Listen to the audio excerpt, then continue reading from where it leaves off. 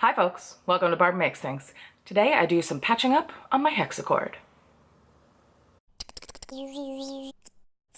Barb Makes Things! As I said last week, I needed to replace the servo mount on my Arduino-controlled hexachord. I'm using wood that's more sturdy than the previous poplar, I think it was. This is mahogany, and it matches the stuff that I used for the bridges and necks, so there's a visual complement as well. I lasered the pattern onto some 3/4 inch mahogany, made a few holes in the center, and then got ready to cut it.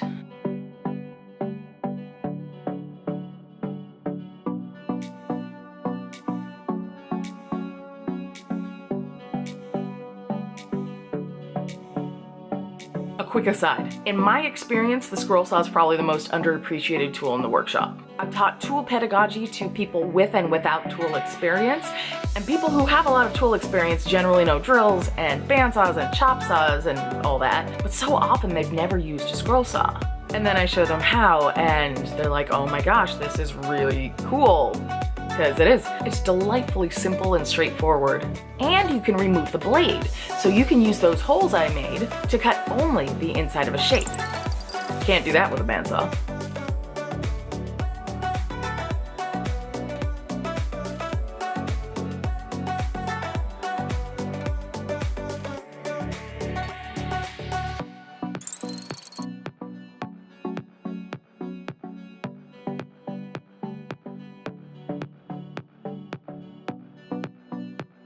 Dust mask, because I really don't want to breathe this stuff.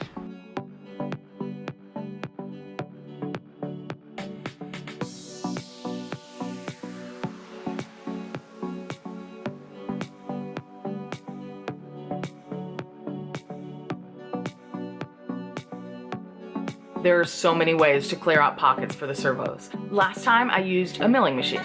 This time I wanted to give my chisels a try. They worked very well.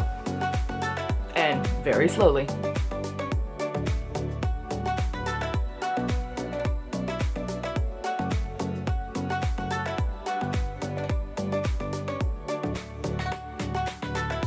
Next, I thought I'd try my Dremel Multimax, but this is where it usually lives, and I don't know where I put it. That's right, there's more than one way to carve a servo mount. That's an expression, right? So instead, I grabbed my rotary tool and used a high-speed cutting attachment to define the edges. This made chiseling out the pockets a piece of cake. Sand it. Use my polissoir to make it all purty.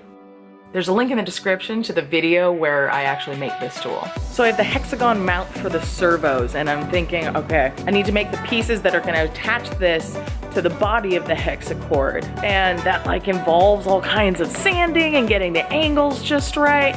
And then I'm like, wait a minute, the ones on the previous one, they're way longer than they need to be. So I can just cut these off and reuse them. Bandsaw, here we come.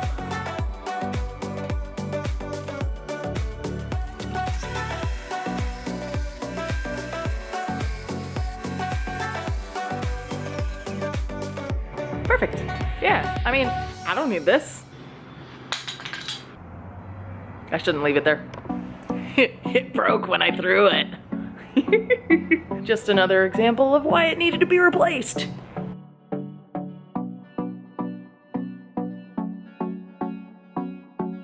I glued them in place, and then it was just to reinstall all those servos with their picks.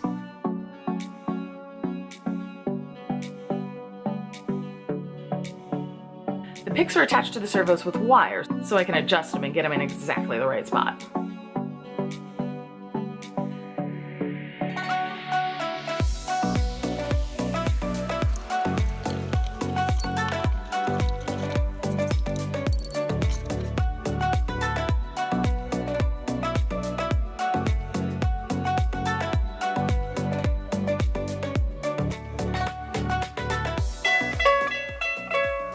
I'm gonna have to go back into the Arduino code and do some adjustments before I make a new recording of the instrument in action. So come on back next time for that one. If you like this video, share it with a friend. If you didn't, share it with an enemy. Share it with an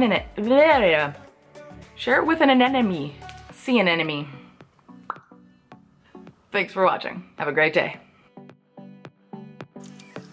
Make sure to take a look at some of my other builds and how-tos. There are a lot of them. Don't forget to subscribe, and if you click the little bell, you'll be notified whenever I upload a new video. If you'd like to get videos a little early and support my channel, you can visit my Patreon page. Thanks for watching. Have a great day.